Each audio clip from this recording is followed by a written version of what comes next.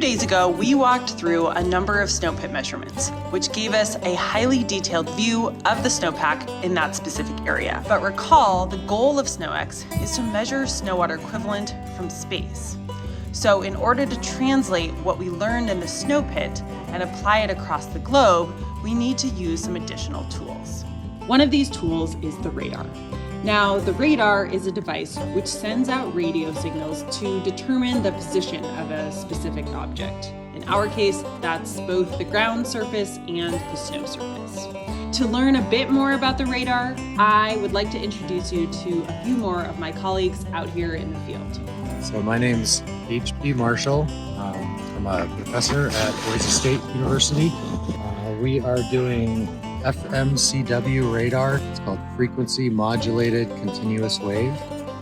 So what we do is we send out a range of frequencies as a chirp, similar to the way a bat echolocates. And then we look at the received signal and we mix those two together to get the signal that we record. So that signal goes down, it bounces off the snow surface and comes back. We record that signal. Some of it transmits into the snowpack, and we get reflections off of the layers. So we're measuring snow depth, snow water equivalent, and snow stratigraphy. The unique thing about this radar system is it covers the same frequencies as the aircraft that we're flying, so we can better understand how the snowpack relates to the specific high frequencies that we're flying on the aircraft. The stratigraphy does influence the radar wave, and it can have an impact on the radar retrievals.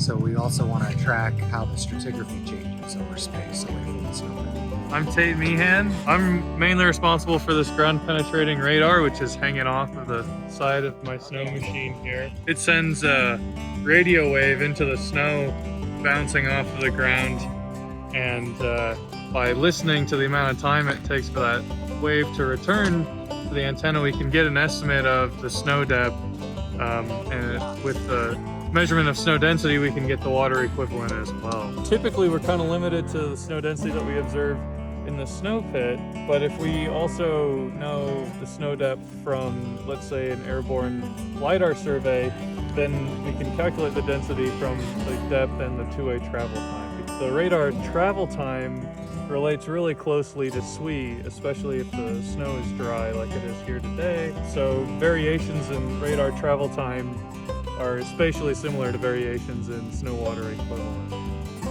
I'm Ryan Webb. I'm with the University of Wyoming doing ground penetrating radar. And this is one antenna, this is the transmitter, this is the receiver, and then this is the GPS that tells us exactly where we are in the world.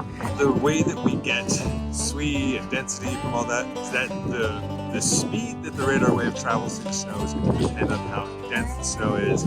So that's where the snow pits come in really handy to tell us how dense the snow is, or the MagnaProbe, the depth measurements that coincide with this will allow us to make an even better density map of snow water equivalent and snow density around the pits, and expanding from these just point observations to more spatially, like a nice map across the area. So in summary, we use the radar to capture snow depth, snow density, and snow water equivalent across a more spatially distributed area.